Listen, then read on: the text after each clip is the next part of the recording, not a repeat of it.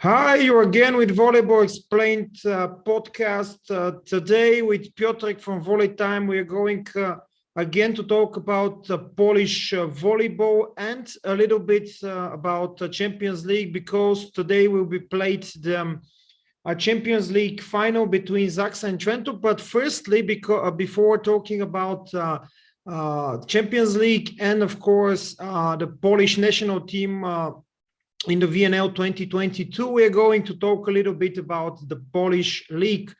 Thank you, Piotrek, for being our pundit analyst here. And let's start with the following, because ZAKSA is again the champion of Poland. They are again at the top after losing the title last year against Jastrzębski.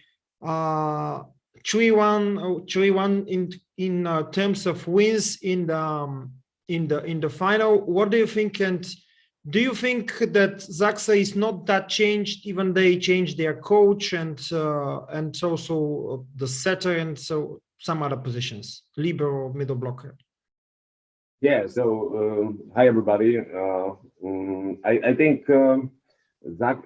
I will repeat after my latest guest, Oskar Kaczmarczyk, the guy who has made the statistics from Polish national team and the world champion from 2014. So he said something like that ZAKSA has shown the highest quality on the court and the biggest culture of the game. And I will totally agree with him, and I will repeat after him that this is the truth. And of course, they before start of the season, they had some trouble because Paweł Zatorski, Kuba Kochanowski, and Ben Tonuti, they have left the team, but fortunately for them, they have signed very good players: Eric Chodzi, Norbert Huber, and Marcin Janusz. They have replaced them very well, and the gold medal hangs on their necks. So I think this is the answer. What else? I think during the whole season they have shown the best volleyball in Poland. So with no doubt, yeah. So they have played during the season, I think 10 or 11 games against the Jastrzębski Wegiel, so the second team, and they have won, I think, 8 of them. So yeah, no doubt, ZAKSA was the best. Which version of the team do you think is better, the version of 2021 or the version of 2022? Because actually there are 3 main changes. You mentioned it. Marcin Janusz in the setter position instead of Ben Tonuti. Instead of Kuba Kochanowski, we have Norbert Huber, unfortunately injured. Let's wish him a very fast recovery. And in the libero position, Eric Chodzi instead of the Polish international player Paweł Zatorski. And of course, George Kretsu instead of Nikola Grbic, actually the new head coach of the Polish national team. Which version do you think is better? It's always a hard question, Yeah. To compare the teams from the past and the current teams. I don't know. The team in the prior year has won the Champions League, but unfortunately they didn't win Polish league. So currently the ZAKSA has a big chance to win both of the tournaments. I mean, yeah, the Polish league, they got it already, and against Trento they also got a big chance to win. I would say it's 50-50. So if they win the Champions League, so I would say this team is better because they got 2 gold medals. Actually 3 with the cup, I believe.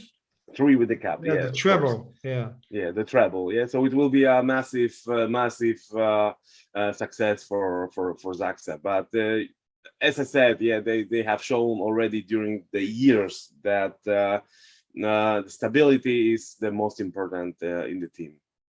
Yeah, and in the final, they beat Jastrzębski Wegiel with Tonuti, their former player, the former player of ZAKSA, with 4 now, with Kleveno, with Yuri Gladir, a player I like a lot because he's giving very much for the team.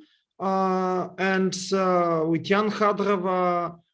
What do you think that Jastrzębski could have done more? Because they won one game. Actually, they were guests in this game, I believe, but they didn't get things to the wire, to the fifth game. Do you think they could have done more? Yeah, definitely. But as I mentioned before, yeah, the most of the games during the season has won ZAKSA. So I think after the first round, I thought that ZAKSA and Jastrzębski are on the same level. That both teams are above the rest of the teams in the Plusliga. But later, when I realized that ZAKSA is even more higher than Jastrzębski Wegiel. So I think the better team has won, without any excuses. But of course we need to take into consideration that the Jastrzębski Wegiel has had big problems with the roster because they got COVID, and unfortunately for them, sorry, it wasn't COVID, but it was kind of virus. And unfortunately, it has happened during the semifinals of the Champions League. Yeah, so it hurts. It hurts because you lose one of your goals of the season because you're not on the top form. They got great players, of course, as you mentioned, Toniuti, Gładyr, Wiśniewski as the middle blocker, the young Tomasz Fornal, and Clement Klevno, so the Olympic champion. So they got a great roster, but that's what it's better. Yeah, I think this is it. I mean, they could have taken a more risk on service, I would say, but it's always a question mark after the game. Yeah, what could I have done better? But I think they could beat ZAKSA, but all the players should have played on the 100% or even more. Yeah, I would say that what is impressive in ZAKSA, if we go a little bit back in our comments, is that if you, for example, blur the picture, you could perceive that it's the same team as the last year. They are very good organized. Of course, 4 of the players are the same: Kaczmarek, Slivka, Semenyuk, and David Smith. But they're playing in the same way. They're receiving great, very good organization coming from the setter. They're don't using that much in high balls because they don't need to. They have a great play in the middle. As a team, they're very good organized. But let's talk about the other teams in the Polish league because they are just as interesting. And Zawiercie won the third place, and Skra Bełchatów the fourth place. And we have talked before in our podcast about Zawiercie and how they are a team which is impressive because in last years, recently lately, actually, they don't have players who shine a lot, and that was different this year with Facundo Conte and Uroš Kovacevic, who is going to play more for the team next year. But how do you estimate the performance of Zawiercie and Skra? I had a great opportunity to speak with the chairman of Aluron CMC Warta Zawiercie 2 days ago, and I've spoken with him about the history, about the achievement they have reached, and it's an incredible result for the club, for the town, because this is the best result in the club history. So first of all, so it's something big in Zawiercie. Yeah, as you mentioned, there are a lot of great players as well. So Uroš Kovacevic, Facundo Conte, so double world champion, David Konarski. So one of the most underestimated setters in Europe, I think, Miguel Tavares, who was replaced by Max Kamana because Miguel was injured, unfortunately. So yeah, it was a bit surprising for me because during the whole season, Zawiercie didn't have good reception. Yeah, so they used to play with mostly on the high balls, and yeah, they have scored more points than the other teams. So, and they have won the bronze medals, and I think this is something big for them. Yeah, they got the Uroš Kovačević, so he's a natural born winner. He always wants to win. Unfortunately, he was also injured by the last game, so the fourth game for the bronze medal, he didn't play. But yeah, they have shown a lot of heart, and David Konarski was on fire. Yeah, on these games. So I think this is the big deal for Zawiercie, and they will play Champions League next season. So it will be even something bigger than for them. Yeah, it was.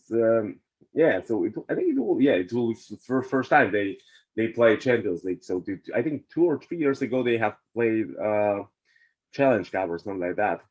They was in Europe earlier when Mark. Yeah, they played with was the Bulgarian Heber Pazagic once, I believe, when Mark Lebediu was their head coach, I believe. Yeah. So what about Skra? Yeah. So Skra has finished on the third place. So it was the same result as in the last season. So yeah, we can say that it was a constant result. But of course, for the players, is a loss. You know, it's not a. Yeah, they will play in the European cups, but unfortunately, they didn't win a medal. It was, you know, after the regular season, they were on the third place. They have shown. Yeah, pretty good volleyball, especially on the middle, because as you maybe know, they got a middle blockers from national Polish national team. So Karol Kłos and Mateusz Bieniek. So yeah, I think it was the biggest weapon of Skra. So Aleksander Atanasiewicz, I would say that he wasn't in the best shape during the whole season. So it was like a, you know, he had something like up and downs, and yeah. For example, in quarterfinal against Azates Olsztyn, they have shown a very great performance. Yeah, to be honest, and they have killed all the most important points in the game. But for example, by the games for the third place, he wasn't so successful. So yeah.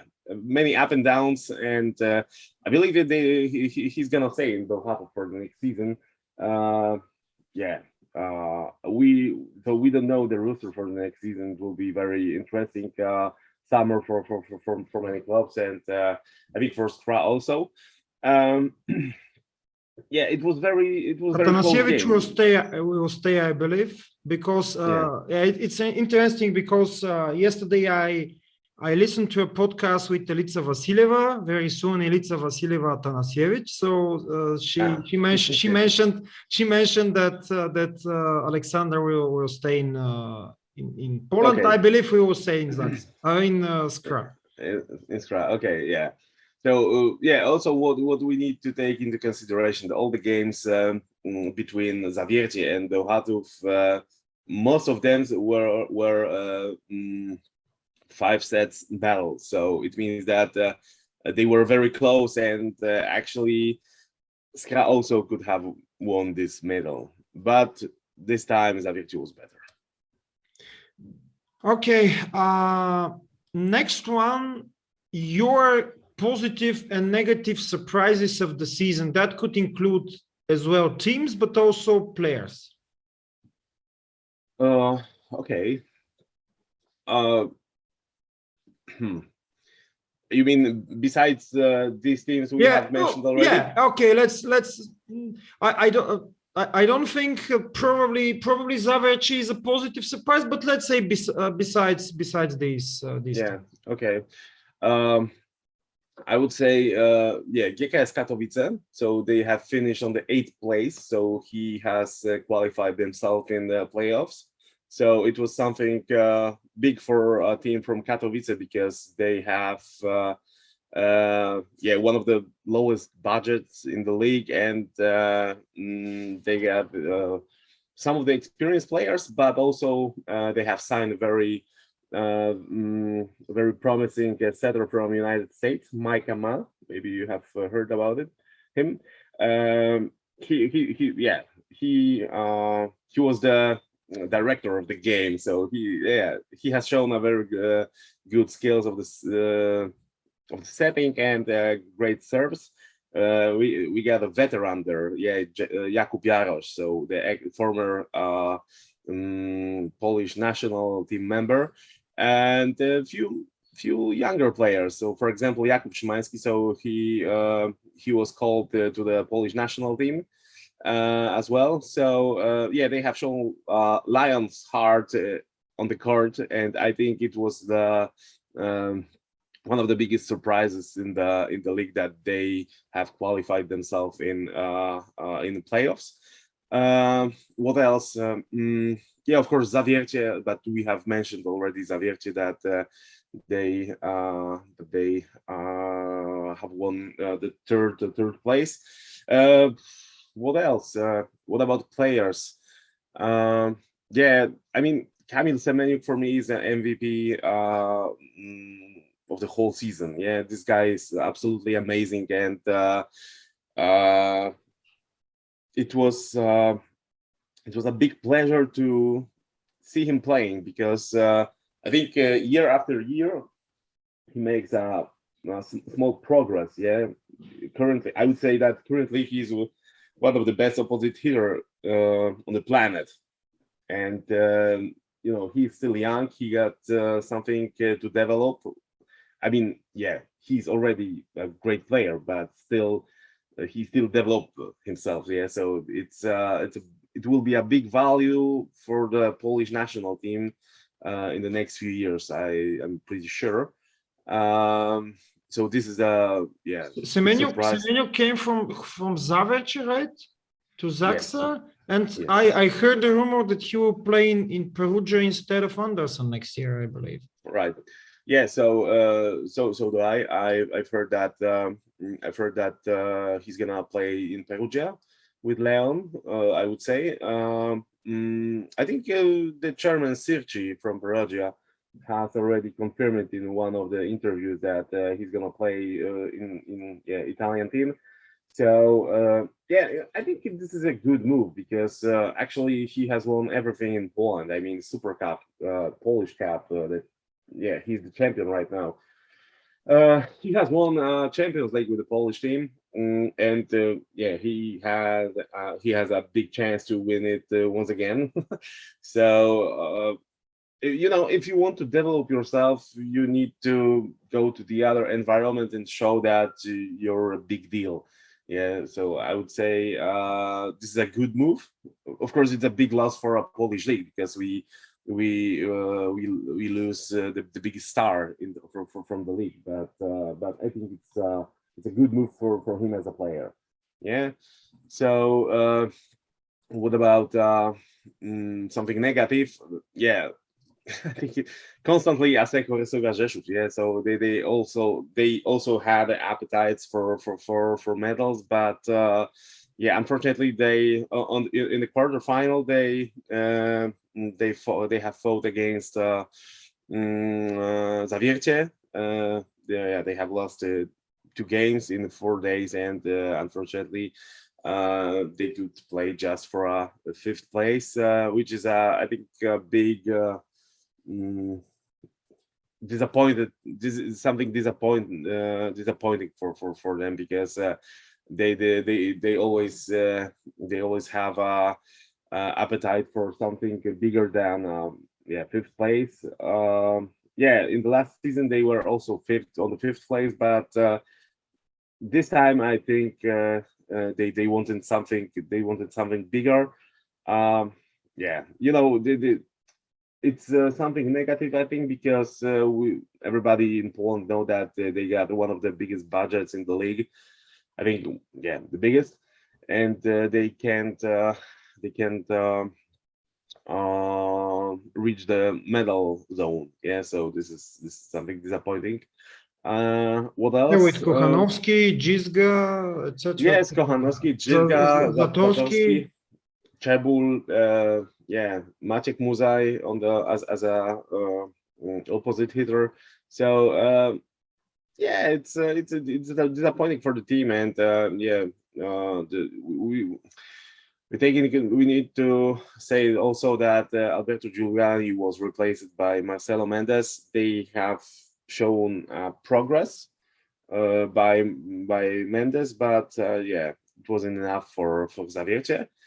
Yeah, the second surprise for me was, I mean, negative surprise, was the organization of the league, I would say, because we got a League of the World Champions, and actually from the marketing side, we don't show anything. The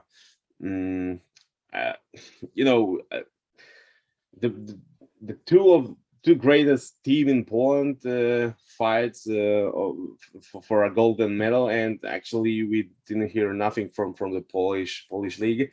I mean that there wasn't the kind of a teaser that, hey, two great teams is gonna play for a gold medal. So the marketing is on the very low level, and this is something disappointing, because if you want to sell it, I mean, Polish volleyball as a product somewhere outside, we need to show that we can do that, and unfortunately we can't right now. This is something very very disappointing, not just for me, because I got a Twitter account, and I see the tweets of the fans of Polish volleyball, and they complain every time that this is something very low costing, and I'm not the biggest fan of that. So if you want to develop our volleyball, we need also to develop the social media sphere. Yeah, so to record some interviews before the games, after the games. Yeah, so this is something. Yeah, there's a lack of marketing in Poland for volleyball, and yeah, this is something bad, I would say. Okay, your dream team of the season plus coach. Dream team of the season.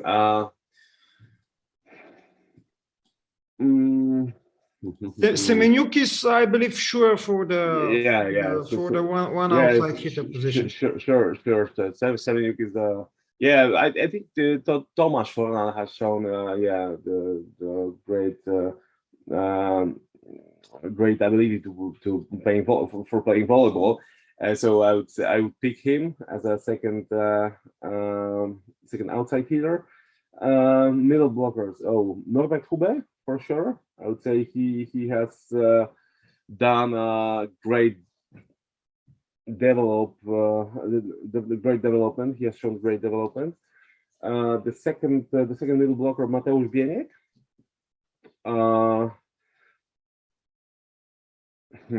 Yeah, the opposite. This will be hard. Okay, I would pick David Konecki. So yeah, during the regular season he wasn't so efficient, but in the playoffs, in the most important games, so he has shown the great form. Setter Martinianov from ZAKSA, and libero Kuba Popiwczak, so from Jastrzębski Wegiel. Yeah. So yeah, this is my team. We'll talk a little bit later about the Polish players, because VNL is upcoming. But firstly, ZAKSA against Trento in the super final of the Champions League. What are your expectations? Oh, I expect a great game, of course. Yeah, of course, my heart goes after Kędzierzyn, yeah, because this is a Polish team, so it's obvious that I'm gonna support ZAKSA.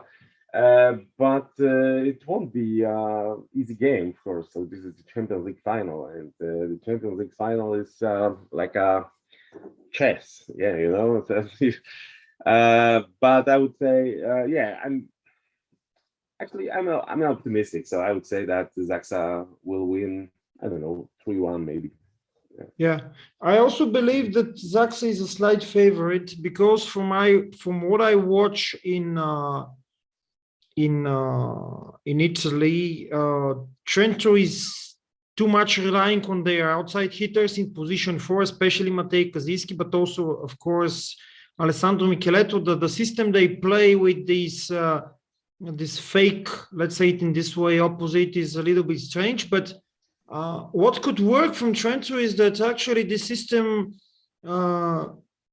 is not working that properly when Trento is playing a series of matches like in the semi-final against Lube in Italy, because they won the first 2 matches, but then they lost 3 in a row. So in one match, everything is possible, of course, as you said also. So it will be very interesting how ZAKSA will try to counter this system of playing of Trento, because Trento is very good when they receive well, because they have more options. They have the middle blockers. Lisinac is a great one.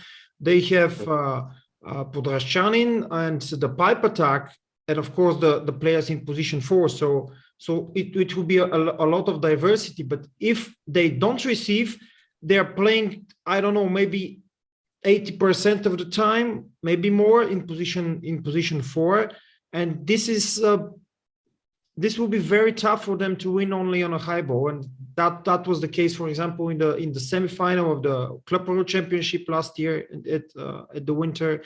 Also in the matches against Lube, they lost. And ZAKSA is very different in this regard, because they are very well organized. They have a great reception, so they have a very good opposite, a Polish international. So I believe that ZAKSA is a slight favorite, but in one match everything can happen. I'm pretty sure that the goal for ZAKSA is to move Kaziski from the reception. So I think he's gonna be on the radar of the service of ZAKSA.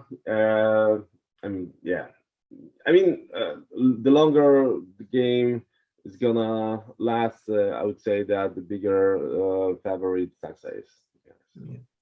And let's finish with national teams, because the summer is coming, the weather is better and better, and that means that okay, let's say it in our hemisphere, not in the other one, but in our hemisphere the weather is coming better. That means that national teams will play during the whole summer. We have this year the VNL, of course, and also the at the autumn, the World Championship this year, which won't be played in Russia, but in Poland and Slovenia, I believe, right? Let's say it in this way. Are you surprised from the Polish roster? And why do you think Fabian Drzyzga is not there? Because this is probably the biggest surprise when the roster was announced. Yeah, usually is that when you get a year when you get a World Championship, you don't change anything in the roster. But this time was completely different, because we got a new chairman, Sebastian Świderski, of the Polish Federation. We got a new head coach of women's team, Stefano Lavarini, new head coach of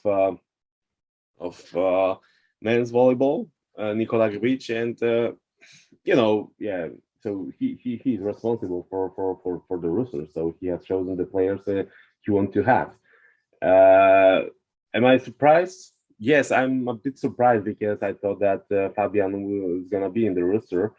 I had a great opportunity to speak with him, and I've asked him, if wouldn't be a problem that he would be, for example, a second setter. And he said something like that. No, it's this is national team, so we can if the coach decides that I'm on the bench, so I'm on the bench, and that's it. And yeah, I think 1 or 2 weeks after the interview, so Nikola Grbic has, so the Polish Federation has shown the official list of the roster, and Drzyzga wasn't there, so I was a bit surprised because, for example, Łukasz Kozub has received his chance, and it was a big surprise for me because most of the season he was on the bench because the first setter in Gdańsk was Lukas Kampa, so it was a bit surprising for me.